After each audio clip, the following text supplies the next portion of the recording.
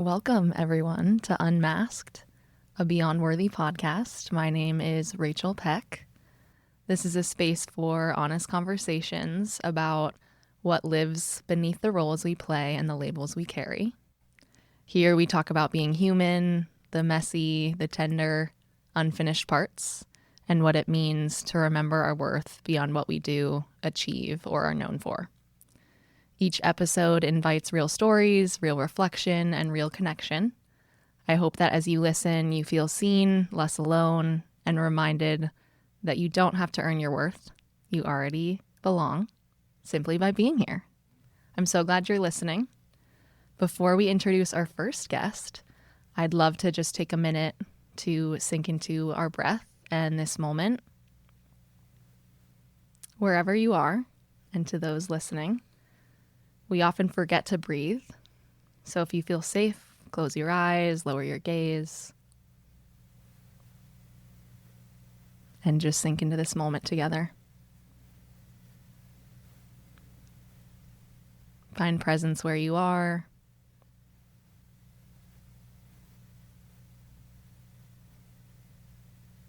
Notice your breath.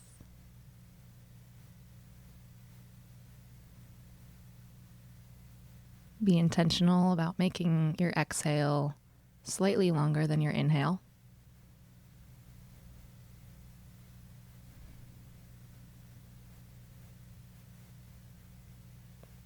And when you're ready, come back to your normal breath and open your eyes. Erika, welcome. Thank you for being here. Erika is our first ever guest. I'm so grateful and excited that you're here. I have been talking to Erika about starting a podcast for months, ever since we met in, June of 2025, when we started our master's program together at Teachers College, Columbia, which is where we're recording currently. Erika has taught me so much in the last few months of knowing each other, and I'm so excited for everyone to get the chance to learn from her today. Thanks for the encouragement along the way and for being here. Absolutely. How are you doing? I can't believe we met in June. Feels like we've known each other lifetimes already. I'm just excited to watch you start this new endeavor with grace and confidence. Thank you. I'm so excited. I'm smiling so big because I've been wanting to start a podcast for so long, as you know. They're my favorite thing to listen to. And why not have great conversations with great people? I think all of our conversations are like, so I was listening to a podcast and then blah, blah, blah. Did you hear on this podcast? We don't actually have any original thoughts. Well, here we will. And I'm excited for that.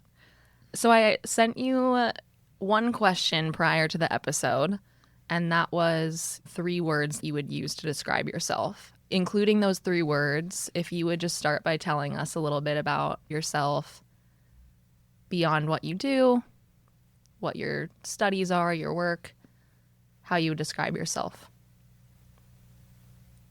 Yeah, the 3 words I sent you were curious, creative, and compassionate. I just like that they also all start with C. But definitely curious. I really like to learn new things, meet new people, see new places.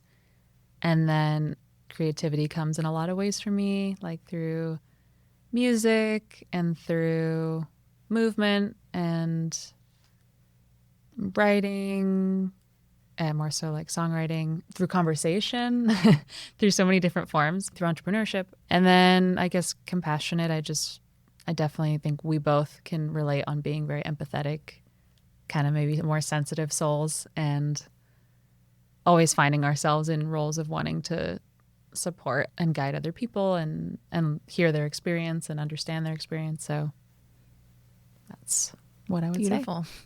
I love it. The 3 C's. We'll roll with that. I'm curious, if I were to ask you that question 10 years ago, would you have said similar words, the same 3 words? Do you think it's changed? think I would probably choose very similar words. As much as I think I have changed in the last decade, we are who we are at our core. And those were probably big values of mine and things that I embodied in maybe in different ways than I do now, but I still think they were important parts of my identity. So yes, I really, I'm like trying to think of something else and I don't know what it would be. Well, I think that's a wonderful answer and alludes to a lot of what this podcast is about. Who you are at your core, how you would describe yourself without telling the world, who your parents are or what your jobs have been, because we can get lost in those labels. Is there anything people in your life that don't know you as well as me, per se, no, I'm kidding, would label you as, or anything that people assume about you knowing what you've done in the past? Yeah, I've had a good stint as a singer in a band, especially when I was actively performing around town. This was in the Bay Area. There was a good chunk of people who just knew me as a singer and maybe didn't know me super personally. And then I was also a teacher for several years. And so my students literally just thought I was eating and sleeping and breathing teacher and like didn't have a life outside of that. So that was fun. They're always shocked when they realized I did things aside from live at school. And I think the parents as well, they neglected to realize that I actually did have interests in a life outside of my job every day. Like, you do something other than take care of my kid? The biggest priority ever. So that was a big identity for me. I've always been a sister. And my sister and I have always been close. So I think there's actually some people that know me as Corinne's sister, just because they maybe know her better or they know our family. I've probably also been known as Cindy's daughter. My mom is very social and is friends with everyone she meets, including the store clerk. So people will text me and just be like, I love your mom. And I'm like, who are you? So I think daughter has been a big role for me. I mean, student has been also a huge part of my life. And I've always been very studious. So I think... Especially, which you currently are. Which I currently am again for the third time. Yeah. Does it feel different? Yeah, each time it feels very different because I like go out and I do things in the world. And then I come back and just have a different sense of what it means to be a student. And each time I appreciate it more. And the gift of, like, it's such a privilege. It's such a joy to just be in school. And I wish we could all just spend all our days studying and not having to make a living sometimes. So this time in particular, I'm so grateful to be at Teachers College in New York, learning what we're learning in our program. So music, you were in a band and you were the main singer. Is that correct? Yeah. There were multiple singers in the band, but that was definitely my main role. Okay. Yeah. I'm curious what your relationship is with singing, how it's changed, or if you still feel like you identify with it. Yeah, we've kind of talked about this where you were an athlete. And in a similar way, when I was this lead singer in a band, it was such a big part of my life and how I spent my time. And there was rehearsals every week and I was constantly promoting shows and writing new songs and recording. And then when I left California, that all stopped. So in ways, I don't feel completely identified with that label anymore, just because I sing in the shower just like anyone else. And I can carry a tune for sure, but it's not something I'm actively embodying in this moment, aside from casual jams here and there. So it just makes me think of people that were daily competing in sports. And now it's just something they might play a pickup game on the weekend, but it's not the same level. So yes, I can attest to that. It's definitely a strange transition, going from something that you pour everything into for decades and one day that's it. Yeah. And I think it's like never it. Well, at least from my own perspective, music is part of me and I'm sure it will continue to come and go. But there is a sense of like, oh, I don't know that I will do it at that level of intensity ever again. I could, but I don't necessarily expect to or plan to. And did that come with any sense of fear or worry that potentially musically you would never be in that position again?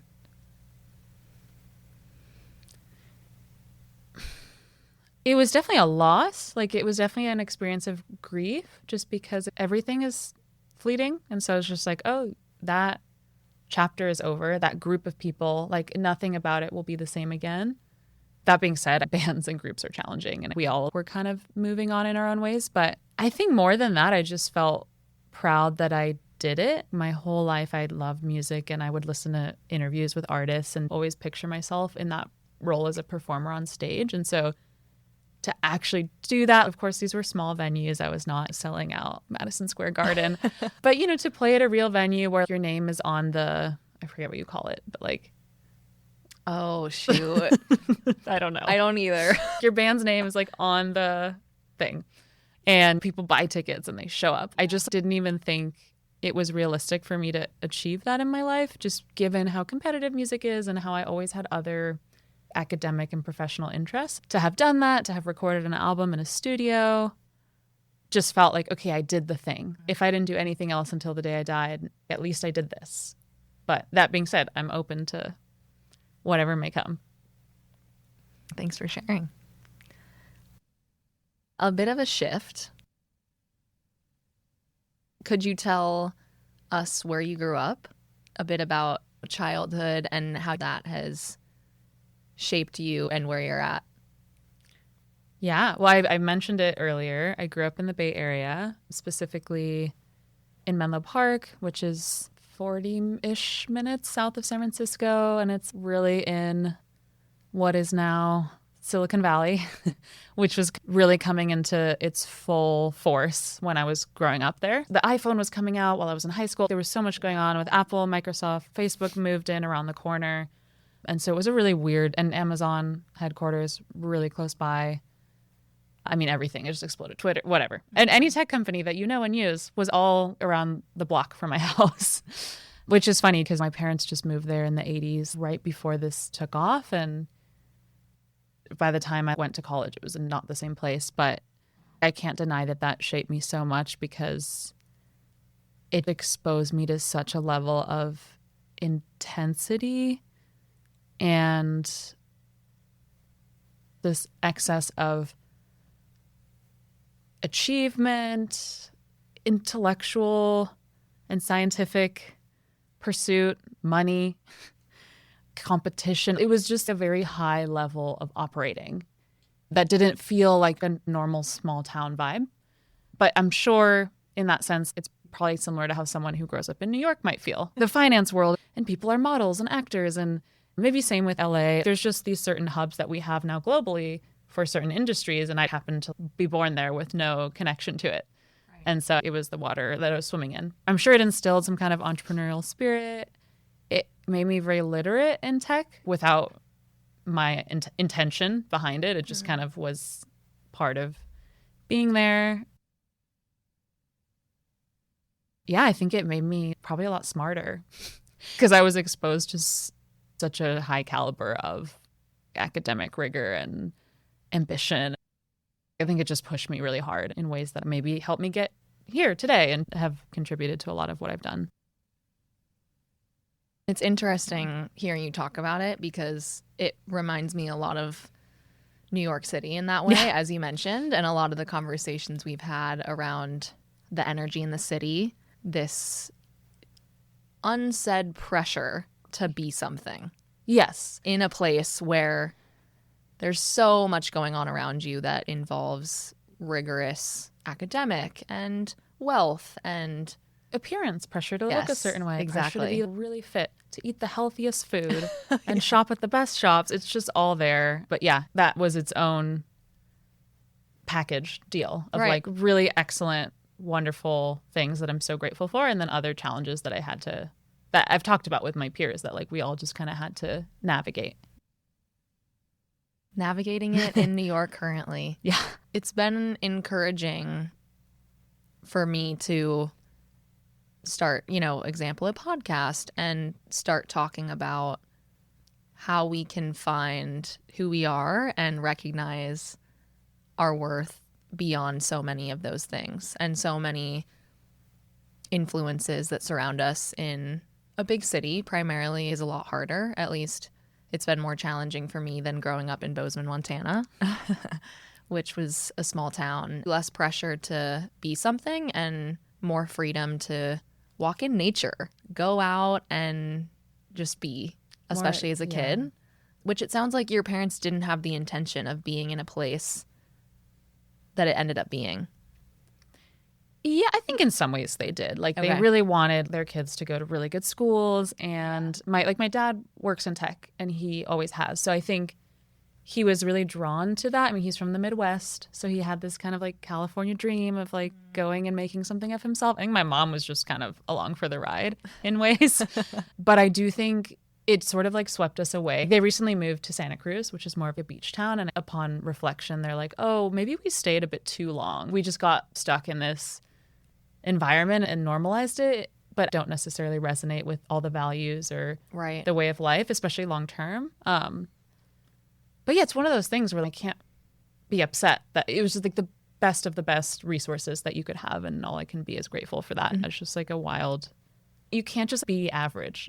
You can't just walk in nature and be a person. Right. You have to start the next $1 billion company. Well, you know, it feels as though it set you up well to move to New York City in that case. It feels, being here feels normal to me. Wow. Like it feels more of the same in many ways. Other than busier, and there's a subway, which California is not known for having great public transit. Yeah. But yeah, similar energy. Do you feel like you are someone in New York? Oh, gosh. No. I feel like a nobody here. I'm sure everyone feels that way, though. It's just imposter like, syndrome. Yeah, I'm like, well, what am I doing here? But no, I think going to Columbia, I do feel like I belong in a certain way. I'm a student. I have a reason to be here. I'm not just floating around. But the level of competition is such that I would not dare compare myself.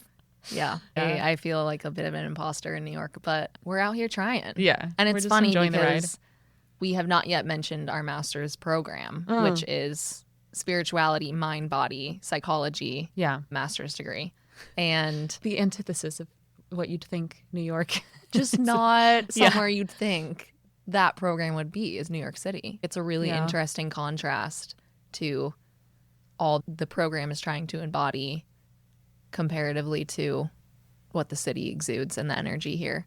Well, it seems like most people in the program would say something along the lines of, I had no desire to move to New York were it not for this program. And that's the camp I fell into. I wasn't sitting there like, can't wait to like have my chapter in New York. It's awesome and exciting, but I would have also seen myself in nature more. Just Is there anything that you found in the city that helps ground you a lot or bring you into spirituality or anything of those means that helps you remember you're just living and you are who you are? Yeah, well, you kind of know all these answers given that we spent a lot of time together. I do. I'm acting as though you're a stranger. But yoga has been great. We've been doing more of that recently. I remember one day riding a city bike down the river and feeling West Side Highway. Yeah, West Side Highway. Feeling the wind in your hair. And it was just a moment of grounding and feeling very invigorated and just little reminders like, oh, you can have that every day if you seek it out. And it's not necessarily going to fall into your lap. But anytime I can get to any of the parks, there's birds and there's trees and you can forget that that's all there when you're walking on the street and there's traffic and noise and people. Easy to get wrapped up in that in New York, I will say. Yeah. When have you felt most known for who you really are?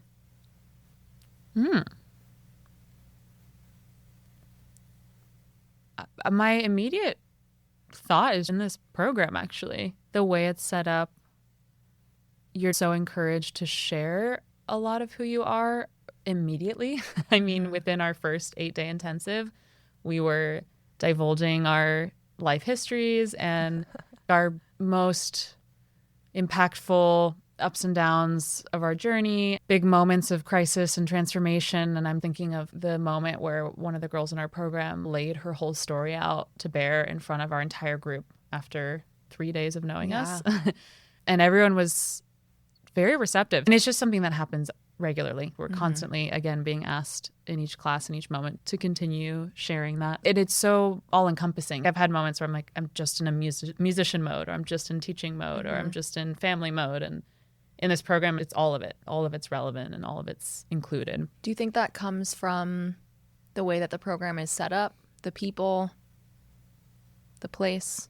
Probably the way it's set up and the people. Nobody just stumbles into this program. It really is different to, like, I don't know, getting like a business degree or something that might seem more practical or more general. There's so many jobs you could get with a business degree. They always say, like, you're not becoming a dentist. Like, there's no step-by-step path that you follow with this program that we're in. And everyone who has that interest in spirituality has had experience with really extreme obstacles, I think, like really deep suffering at times, also very high highs and joy. And it'd be so interesting to track some data on how many people have had a severe health crisis or accident. Like, so many, like, I had a car accident when I was 20, and usually that's shocking for people, but in our program, there's probably 10 or 15 people that have all been hit by cars, or they've had some kind of debilitating illness. If you're questioning your purpose and why you're here, something has happened to you to make you question that. Wow. And you're not just chugging along with your day-to-day life as normal. You mentioned the word purpose, which a lot of people are in this program to understand their purpose. Anything you could tell us about living purposefully in your life? We're all figuring it out, and we'll never know. One thing that I think I shared with you is I'm currently working on a startup project with someone who's unrelated to the program, actually. And then you have been involved yourself. And it's all about goal setting, helping people achieve their goals through community, through accountability, coaching, and science and structure. And it's funny because I remember it was probably about 8 years ago. I had graduated from college and I was trying to figure out what to do with my life. I remember having a meltdown of like, there's nothing I really want to do. Why don't I want to do something? I don't want to be a doctor. I don't want to be a lawyer. I don't want to be a tech worker. Like, there's nothing I could think of wanting to do. But I remember saying, I just want to help other people achieve their goals. That makes me happy.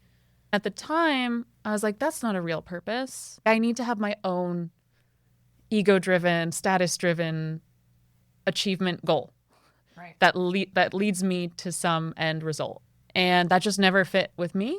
I never felt drawn that way. It's been exciting to see how helping other people achieve their goals can become my full-time goal and my full-time purpose. Not that it's the only thing out there for me that I'll ever do, but it feels like the culmination of many years of really having that strong desire and working towards it in different ways. I was a tutor, I was a coach, I was a teacher, and I finally have accepted that's a worthwhile, like, we can't all have our own achievement that we're reaching towards. Some of us are in a more supportive role. I mean, think of a parent. That's your whole job, is to support your kid in what they're trying to achieve in their life. Just feeling like, yeah, it's okay for me to want to be a helper and want to be a supporter and not want to be necessarily in the spotlight unless I'm singing, in which case I love being in the spotlight. Often I think of labels as these negative things that take away from who we really are. And ultimately, there's a really positive element to the way we live through these labels, the way that we live through our jobs. It's fun to hear you describe how you being an entrepreneur and a co-founder, that is a label you live through, and yet it's a way in which you're living out purposefully in a way that you imagined earlier in your life and didn't think it was enough. Yeah. You're a very good listener. Oh, thanks. Yeah. We will get to ThirdSpace and the business because I want to direct some people to that who might find interest, because it's an incredible thing that you guys are doing. We're getting close to the end. Oh my God. I feel like I would love to talk to you for 3 more hours. You're so This easy has to been talk to. so fun. Many more to come, I'm sure. One question to close is how you remind yourself of your worth when your identity feels shaky. That's such a good question. I want to answer twofold because there's one that's very practical and one that maybe is broader. I think the practical ways, I have a lot of systems on my phone to ground myself and remind myself to be confident. I have this daily journal where I always take a photo of what I did that day. If anything felt really good or inspiring, I write it down. And if I'm ever in a slump, I might look back and just see, oh, wow, I had so many highs this week. And look at all these cool things that I did, even when I feel like I didn't do anything. And I have so many photo albums. I even have one that's called Confidence. And it's like screenshots of like nice things people have said, which again, if I'm ever not really able to muster that up internally, I might look at some external feedback. Oh yeah, someone said I had a good voice or was nice or, Amazing. There's a folder that's mindset and it's inspiring images and things that people have sent, including my therapist or my friends, where it's remember to breathe or whatever. So those are really practical things that I actually do. And then the broader sense of the spirituality side is these daily practices of self-reflection and inner work, doing the meditations and doing yoga and setting an intention with that, going for the walks and like being alone with your thoughts sometimes. I guess sometimes it's also external, like calling a friend. Gosh, there's like a million ways that These are great. that I draw on. Because especially in this chapter in New York, being in school, being far from what I would have called home, there have been more moments of doubt or feeling isolated. I mean, I have amazing friends, so I don't necessarily feel isolated, but I've had to draw on more of those resources during this chapter when it's not as cozy for me, the whole environment. Yeah. Beautiful. I'm going to use some of those. I like the albums. If you could tell anyone in the world that feels stuck in a label currently, maybe it's related to music or a label that you've had yourself that didn't serve you in a way that you wanted, is there anything you would tell someone or tell your younger self? Oh, wow. The younger self. I've seen this through myself and through others that I'm close to. There's no label that is permanent or that needs to be permanent in your life. Like really, we're born and we die and everything else is made up and changing all the time. Whatever label you may have, it's okay to let that go. If you lose that one label, there's something else you can find in its place, always. And of course, you see it the most in people who have a horrible setback. They lose their mobility in both their legs. And then what's their identity now? They can't even walk. People like are constantly faced with reevaluating it, and it just comes in different forms for us all. There's always something else on the other side of whatever you've lost. If that's not way too cheesy to say. No, I think a lot of people would grab onto that. And I would tell my child self that too, because she was very attached to things staying the same. And if anything changes, our world is going to crumble down, and realizing that's not true. Yeah. It's going to be fine.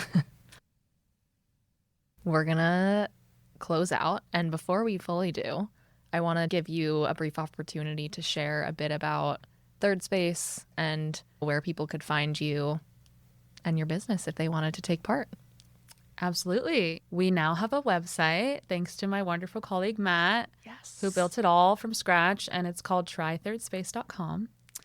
Our next group will be running in March. We coordinate these small groups, virtual, people from all over the world. We've had people from different parts of Europe and all over the US. So we bring together a small group and we meet every day for 5 weeks for 25 minutes. You have a primary goal during that time, which potentially may shift and evolve, but the idea is every day you're getting that accountability and reinforcement to keep going and keep taking steps. And people can see really wonderful, beautiful changes at the end of the 5 weeks just with that consistency alone. But then we do bring in a lot of good science that I've gotten from this program at Columbia and other parts of my life. We bolster them with the tools to do even more than they could on their own. And then the community and the friendship does that for them too. When you see someone every day, you get to know them no matter what. They get to know and encourage each other. And when they have setbacks, there's a nice grounding there for you to hold you through what is going to inevitably be up and down journey with making new habits. If you're someone that doesn't have a lot of structure in your life or just struggles to keep yourself motivated, it can be a really helpful kickstart for that. Amazing. I have been a member in the program and will say it is a great space to build community, goals, and habits and be able to do things that sometimes feel small but really hard. Being in that space always made it feel so real. Everyone has difficulties. We're not all out there thriving every day of the week. With our 3-hour morning routine, meditation, cold plunge. Like, no. Yes. Sometimes it's hard to just like get out of bed. So we got the website and you guys are on LinkedIn as well. People can look for you there. Great. And probably Instagram and other things to come, but we're still early days. Congratulations. So excited for you and everything you're doing. And you have done so much to help with this whole journey. So we would more to come. Yeah. Will you just remind us of the 3 C's, the 3 ways that you described yourself at the beginning? Curious, creative, and compassionate. Thanks for listening, everyone, and we'll see you next time. Thank you, Rachel. Thanks for being here, Erika.